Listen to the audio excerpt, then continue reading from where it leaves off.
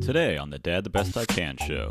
I think it's hard for moms also, the isolation and kind of loss of identity. And I think my- the women I know, my wife and her friends and the other women we're friends with, seem to be very good at creating community for themselves or finding time to take care of their friendships and meet and talk on the phone or do what they need to do to take care of those friendships. And I think um, we don't take care of our friendships. We Many of us have good friends that we've made through school, high school, college, and we lose touch with them, and we don't really regain those friendships, and we don't take the time to make new friendships. And it's hard when we, especially dads that are working full time, 40, 50, 60 hours a week.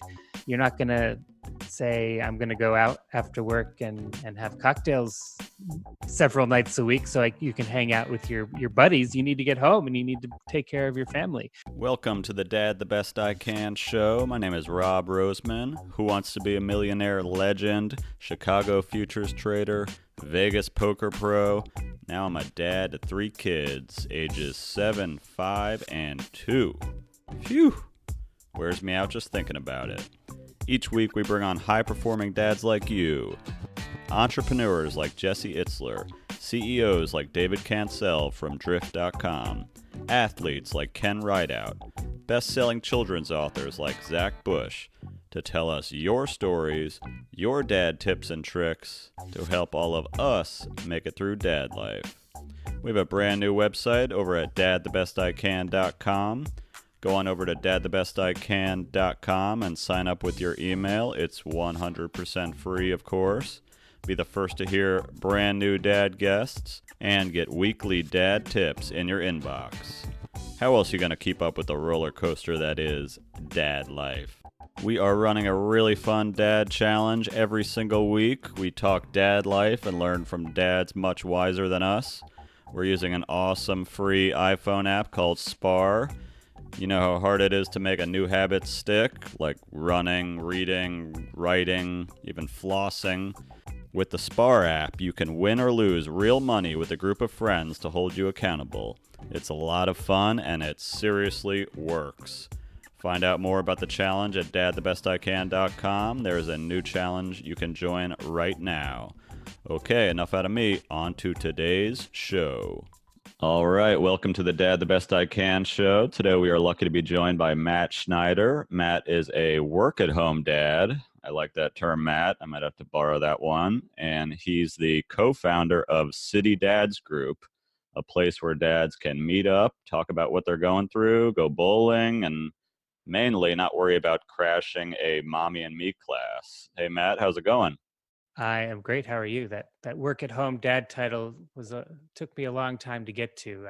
I've been an at home dad now for almost 14 years. So to even think about any other roles, it's been a tough road. Yeah, it's actually something I did want to ask you about. It's one thing I really struggle with, especially when you're new in town and new to this role. You know, I had a really cool title before. I was a professional poker player in Vegas for 11 years. I was a futures trader in Chicago, and now when people ask what I do, that stay-at-home dad, just like something about it I hesitate with, and I wonder what people think. Do you ever feel weird about saying that? Is that how you came up with your new title? That's not why. I definitely felt weird about it early on. I was a teacher before the kids were born, and I was pretty sure I was going to go back within a year or two. So I always said I'm at home with my son now, but I'm going back to teaching next fall. So there was always what am I doing next added on to it, so I could stay in the conversation, or at least that I had a perception that's what would keep me in the conversation. But um, I think I was happiest when I finally did embrace the role and had the confidence and excitement to say that I was an at-home dad. And I've rarely had anybody leave the conversation because they couldn't find anything interesting to talk about. And often find that people are very interested in learning more about what I do. Yeah, it is. My wife always says that. She's like, "You own it," and people are impressed by it.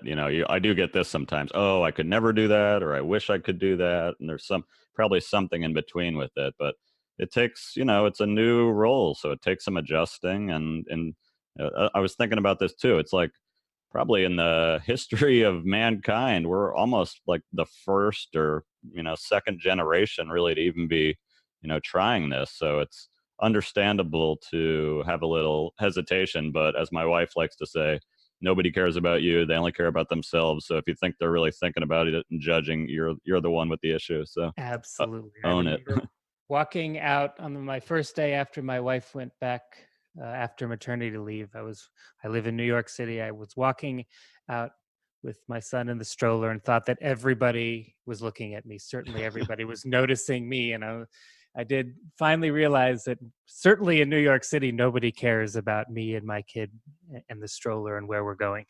Right. Well, it's different because, it's almost implied when the mom is doing it. And when you flip that dynamic, I know your wife works, right? She Full, does. yes, and mine does too. So it's like it's just a new dynamic for us to think about. So a lot of perks to it, but also some adjustment that I'm, excited to talk to you about so you can give us some pointers as to how to embrace it and make it all work. I'll do my best. Yeah, my wife is actually dealing with, we talked a little bit about some mom guilt. She was telling me that, I think she heard it on a podcast that when dad goes to work and he comes home to play with the kids, he's this amazing dad. Look at him. He's playing catch with the kids. But when mom goes to work and comes home, it's like maybe that she's lacking in the mom department. Do you guys talk about that or deal with that at all? I think my wife recognizes that when she comes home, she has some catching up to do. So I don't think it's out of guilt as much as she knows that she wants to be an active and engaged mom, and make sure that she knows the boys, knows we have two boys, knows their friends, knows their teachers, knows what's gone on during the day. So I don't think she feels guilty. She just has figured out um, how she can be the mom that is working all day, but fully present when she gets home. Right. And I forgot to ask you, how old are your kids now? They are 13 and 10. So it So, changes over time also. yeah, it's very different. I mean, we have a 7, 5, and almost 2-year-old here. So I've always heard, yes, treasure these times, but it does seem like a very different. And I'll be honest, I'm kind of excited to have like a 10-year-old kids and stuff and be able to play with them. But a different, I think, like when I talk to people, even my good friends, your kids' ages, that's how you relate to people. So if you've got a newborn baby, yes, we went through that, but I don't really remember those days. So it's like finding people that, have gone through it or are going through it with you, I think is really helpful. Absolutely. I think that's what has kept me sane over the years, is having a group of dads that I can turn to and look to the future and see what they've been going through, and try to share some wisdom to those guys that are in the earlier stages.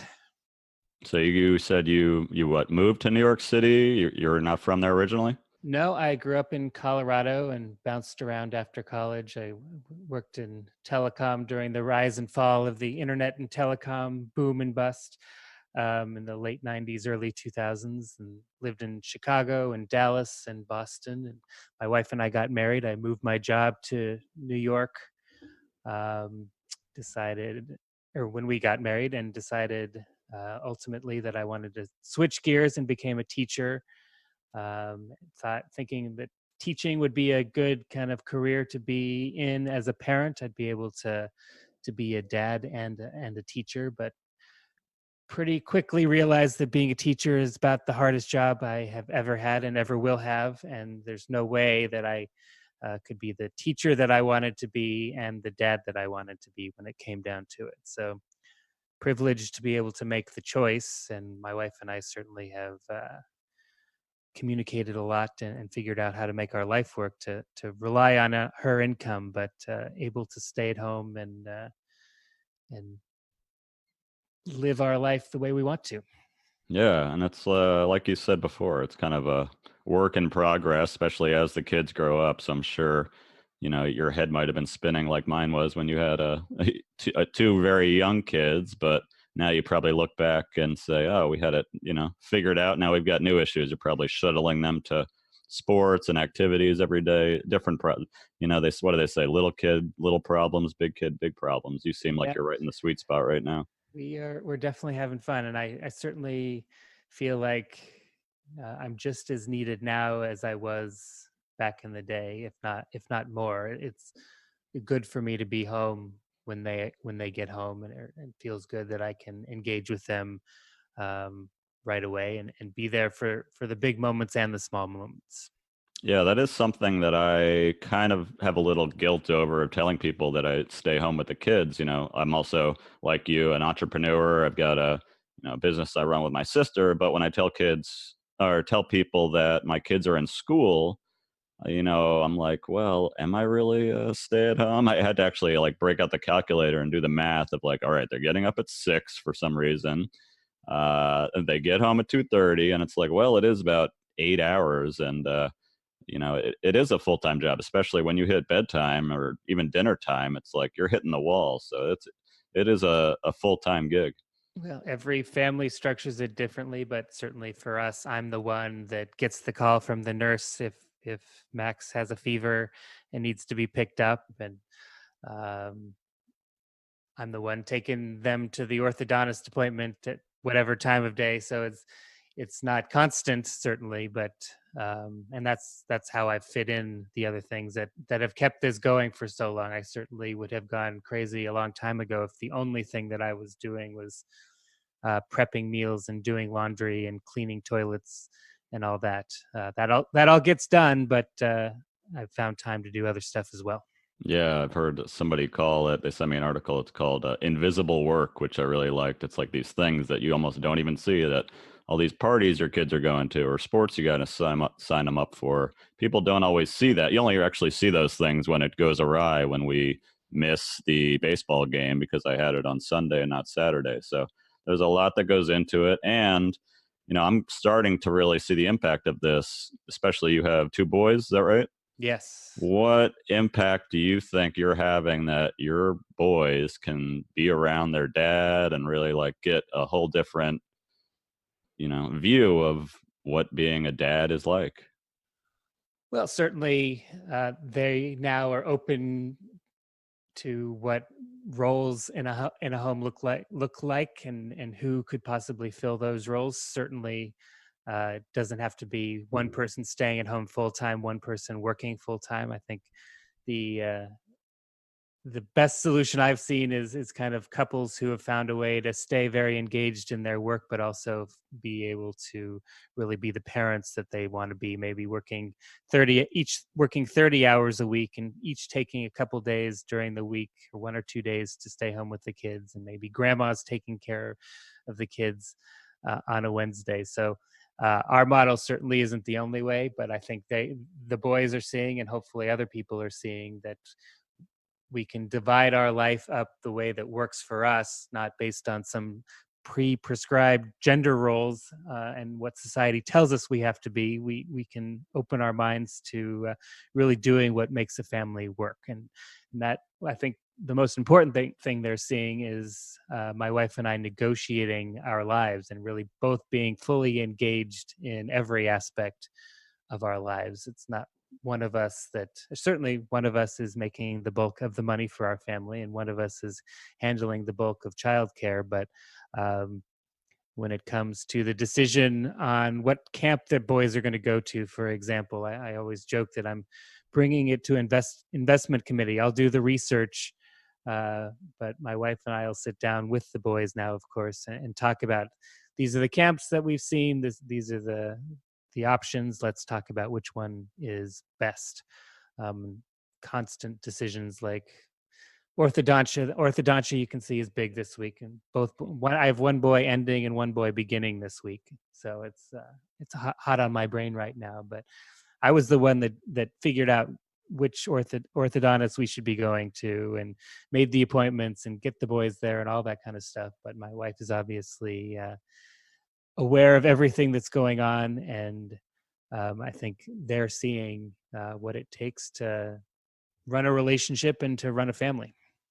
And do you think that you just pick that up off the bat? A lot of these things that I'm going through, I find like this is a mom's job. Like, example, when my little one is homesick, I'm like, man, there's just something about a mom and a sick kid that she can really, be there in a different way. So a lot of these things, I'm like, I'm learning as I go. And right, you do the best you can, but did you find that it was kind of a tough transition, or there were certain things that you're like, I don't know how I can do this?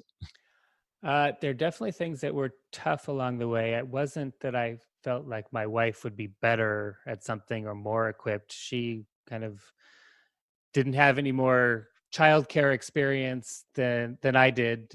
Hadn't really taken care of babies before either. So both of us were learning as we went along, and I don't think either of us kind of felt that sense that she would be better at nurturing or comforting a sick child or something like that.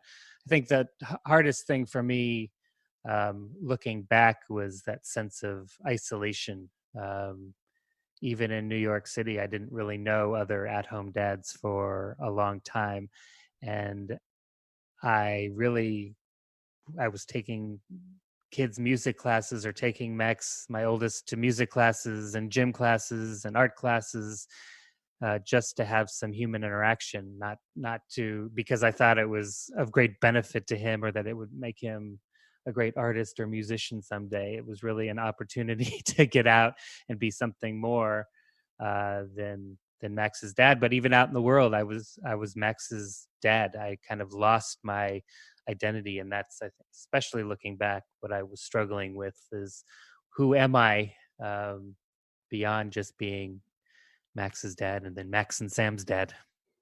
Yeah, I'm excited to hear more about City Dads Group that you started in a minute, but that is such a big thing that I think not even just stay-at-home dads, guys, as we get older, we had Dr. John Duffy, a psychologist, on talking about the decline of male friendships and how isolating it can be. Even working dads are go to work, come home with the family, and it's like losing that sense of friendship and connecting. So it's good to hear you talk about it because it's definitely something that I feel, and I'm sure moms feel it too, but they do have this kind of built-in community. When I go to the bus stop to pick up the kids, there's 8 moms talking, and I can hang with them and chit chat, but there's a difference. The conversations are a little different. I don't really care about what boots you're wearing. I'd rather talk about, something a little more interesting. But right, it can be a little isolating. That's something it's good to connect with other dads to talk about. I think it's hard for moms also, the isolation and kind of loss of identity. And I think my- the women I know, my wife and her friends and the other women we're friends with, seem to be very good at creating community for themselves or finding time to take care of their friendships and meet and talk on the phone or do what they need to do to take care of those friendships. And I think um, we don't take care of our friendships. Many of us have good friends that we've made through school, high school, college, and we lose touch with them, and we don't really regain those friendships, and we don't take the time to make new friendships. And it's hard when especially dads that are working full time, 40, 50, 60 hours a week. You're not going to say, I'm going to go out after work and have cocktails several nights a week so you can hang out with your buddies. You need to get home and you need to take care of your family. But finding that balance, and really, I think the key there is making sure that you and your partner are finding time to uh, be caring for your family, and caring for your relationships and caring for yourselves. And you can really only do that if you're both capable of being on your own with your kids. And I think that's where a lot of people fall off, is they don't feel like they can leave their family. Um, because they don't trust their partner to be able to take care of their kids, and that's a tough place to be. So um, a lot to unpack there, but I think it's important for men to take time to take care of ourselves and find some time to hang out with other dads. Yeah, I think it's important. I mean, I even tell my wife it's confusing even to talk about because you're so used to the other, the dynamic being flipped. But I'll tell my wife, I'm like, get out of here, go get a massage, go to a movie, go for a walk. Like you need a little time to decompress because you've been at work the whole time. I know how it feels to come home and then have the kids be all over you. You want to spend time with them, but you do. You need to take care of yourself, and it's like I think up to the spouse to tell them like, look, put this on the schedule, you're gone then. And hopefully my wife does the same, like, I'm going out, I'm going to go play tennis that night, or I'm going hang with my buddies. So you need to have those things on the schedule. And as guys, I don't think we're as good at planning things or waiting for friends to, how many times have you tried to plan a trip and it's like, this guy can't come and this guy can't go, so it just doesn't happen. And it seems like we're not, as good at that as we get older. So you got to really be intentional about it. Yes, I agree with you, and it's strange because many of those guys are extremely successful in their jobs, and they're successful because they're talented and organized and good at what they do. Yet when it comes to their personal lives, they can't make a commitment or get organized enough to say this Saturday I can be there. I think, yeah, we just have a lot of work to do to think about how we organize our new lives. It used to be, I remember my grandfather used to play golf every single weekend, both Saturday and Sunday, and that was the norm. And he, of course, had friends. Other grandfathers went to Elks Club, or they belonged to some other type of men's bowling league or something like that. And they had friends. They had natural opportunities for friendship. But now, as we both want to be present at work and present at home, we haven't figured out how to strike that balance and find time for ourselves and our friendships. Yeah, it's like we've never been more involved as dads, and we haven't really figured out, right, how do you do it all? It is challenging. So I think And talking to women other are, people is one thing that probably guys aren't as good at. So even just saying, man, I'm really struggling with finding some time, and hearing somebody else relate to that is important. But yeah, you gotta take care of you. If you're not happy, then your wife's probably not going to be happy. Your kids aren't. So you've got to make sure that you prioritize yourself. exactly. Let's take a quick break for our dad tip of the week, brought to you by Kickstart Reading. Do you have kids between the ages of 3 and 6? I've got 2 boys, and when my older son was going into kindergarten, my wife and I quickly learned that we had no idea how to teach him how to read. We found Kickstart Reading and watched one 2-minute video together, and you could see his confidence take off. Bonus, I felt like Dad of the Year. Here's another dad talking about how Kickstart Reading is helping his boys learn how to read. Hey there, this is Chris Heller, and I'm a big fan of Kickstart Reading. Each morning before school, I show a video to my 4.5-year-old son, and now his little 2-year-old brother is getting in on the action as well. I'm a big fan of the videos, highly consumable and engaging for young boys. Definite recommend for all parents out there who are looking to get their kids off to the right start with reading. Kickstart Reading. Go to kickstartreading.com and use the code DAD to get 65% off right now. That's DAD, DAD. See? It works. Kickstartreading.com. Now back to the show. So, Matt, on the Dad the Best I Can show, we like to do one dad tip. Do you have a tip for other dads out there?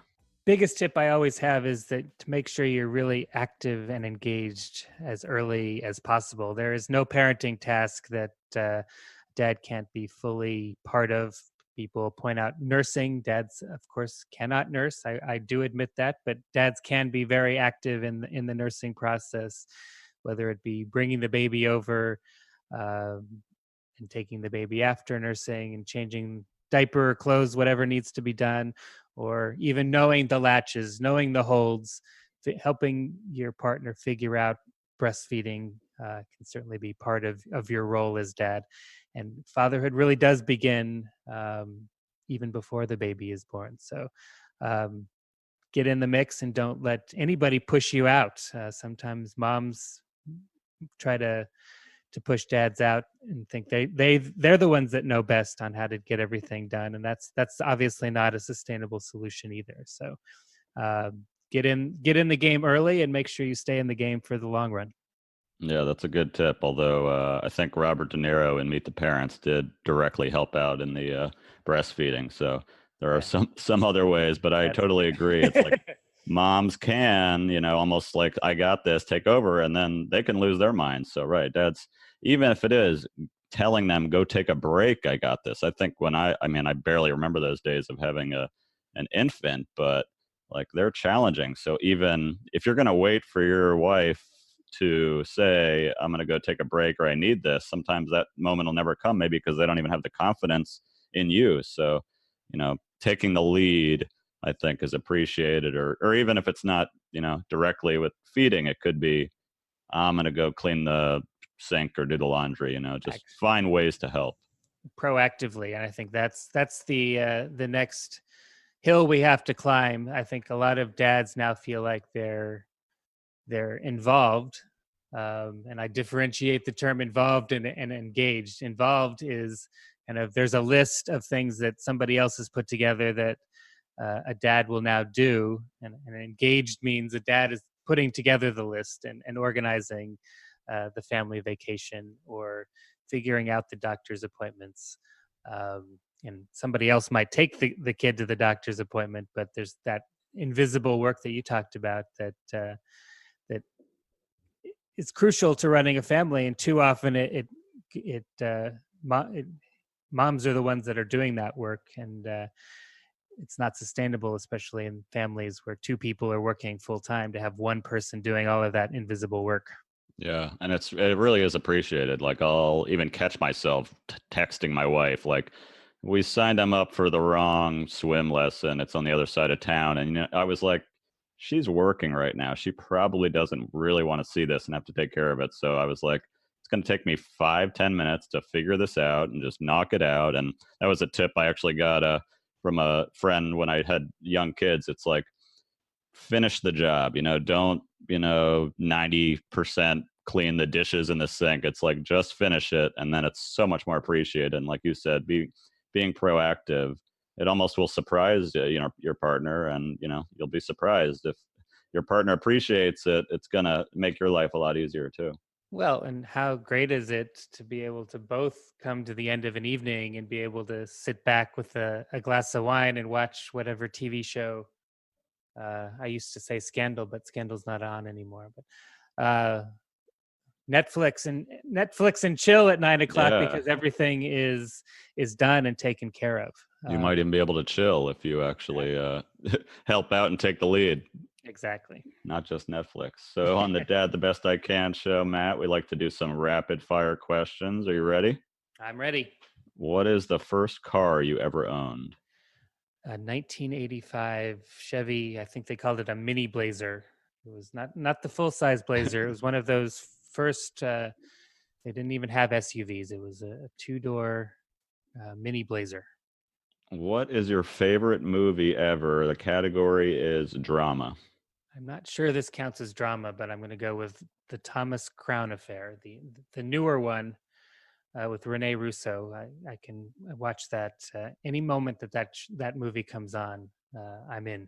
Yes. I say drama because a totally different category. What is your favorite comedy movie of all time? Back to School with Rodney Dangerfield. Again, what a classic. Could watch it anytime, anywhere. What's the name of the dive that he pulls off? I got to go catch up on that one. It's been too long. That one came to mind because I was just saying I need to think about introducing it to the boys. Yes. Oh, I'm really excited for my kids to be your kids' age, so I can secretly rewatch all of these, slightly dirty 80s movies. Exactly. We survived. They will too. Yes. What is your favorite meal to eat for dinner? I make a pretty good macaroni and cheese. It's a family recipe that I've adapted over the years, and I like it, but I like the reaction I get from everybody else as well. So that's a big part of it. Yeah. Is there anything better than your kids actually eating what you cook for them? Right. Exactly. What is the best live sporting event you've ever been to? As I mentioned, I grew up in Colorado, and we were very lucky that the Quebec Nordiques moved to Denver and won the Stanley Cup in their first year. So I did not attend the last game, but I got to attend some of those Stanley Cup final games, and that was pretty awesome. I have not seen a playoff live hockey game, but I've heard they are the best live sporting event. That and boxing, I've heard those are the two best things to see live. I've not seen boxing, and I have not. The worst sporting event, if you're asking, was I did get to go to the Broncos Super Bowl that was in New York. They played the Seattle Seahawks, and that was the worst experience, being surrounded by Seahawks fans watching your team go down in flames.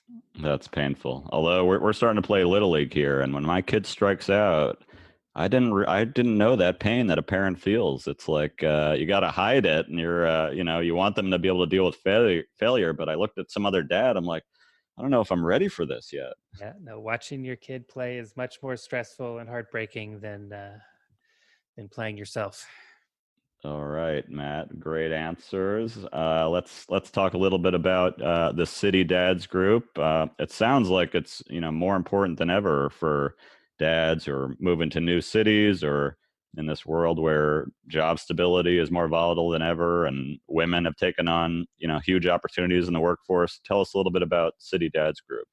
Yeah, we started. It was first NYC Dads Group 10 years ago. A buddy that I was a teacher with. He says followed in my footsteps about 3 years after I started being at home, and he quickly asked me what I was doing as an at-home dad in New York City, and I said I've been hanging out with moms and nannies, and certainly everything was built around mommy and me play groups and mommy and me yoga and mommy and me art class, and I just went ahead and got in. And my buddy Lance was much more proactive and said we can do something for dads and create a resource for dads, and thought it would be at home dads joining our meetup group when we got it launched, but turned out all different types of dads wanted to join, whether they had time during the day because they were teachers or they were owned their own business, or they worked full time and wanted to grab a beer at night. So really created NYC Dads Group with the intention of being a resource for dads in the same way a moms group is a resource for moms. Had some guys move out of New York City and ask us for advice in starting a group in places like Chicago and LA. And we said, well, instead of doing it by yourself, let's do it together. And that's when we launched City Dads Group it'll be 6 years ago this summer. And it was Chicago Dads Group and LA Dads Group were the first other groups out of the gate, and really trying to do the same thing, create a resource and community for dads in those cities. And since then, we've had 30 plus other guys come to us in their cities and say they want to start groups. So we've got groups now in 36 cities across the United States, and our first group now in Toronto, Canada. So we're going global.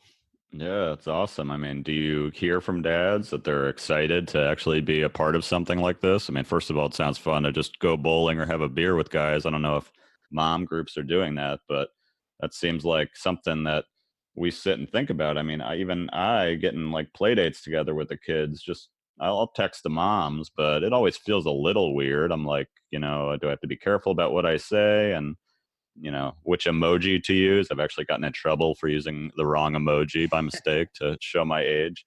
Yeah. But I imagine, dads just being able to text Matt, let's get together, or we're going to go do this meetup. I'm sure it's really liberating for a lot of people. I think the guys that come out definitely appreciate the opportunity. I don't think we haven't quite replaced the awkwardness of the play dates. The funny thing is about dads groups is that we are around the entire metropolitan area. So in New York, all 5 boroughs, and North New Jersey and South Westchester, and some guys come in from Long Island, and we've got 2,000 plus dads in our group.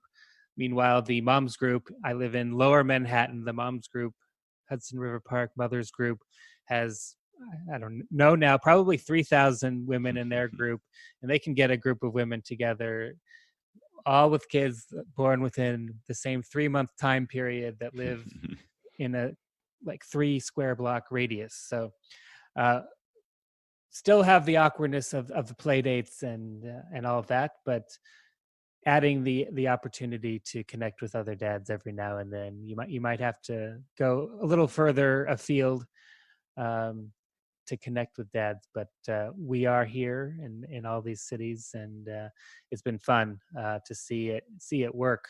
A lot of people said it will only work in New York because there's subways and people can get to places easily, but it is working in places like Dallas and Charlotte and Chicago that are all have their own challenges. And I know you live in Atlanta. We do have an Atlanta dads group, so you should definitely look them up. Yeah, I just saw it. I mean, I think the big thing, just looking at it quickly here in Atlanta, it's like the fact that it's scheduled or that it's organized or that somebody is taking the lead is a big thing. So if I know there's some hangout at the park 1 p.m. on Saturday, I might put that on the schedule. If it's up to me, to wait for some other dad to do it, we're going to be twiddling our thumbs and then, at some kids party at noon that day instead. So I think it's really good. Have you noticed the conversation among the dads is, people are opening up and talking about things that they probably wouldn't talk to about, maybe even with their good friends. So on some level, meeting new people with kids around the same age might free a guy up to talk about kind of the challenges or the awesome things that are happening in their lives.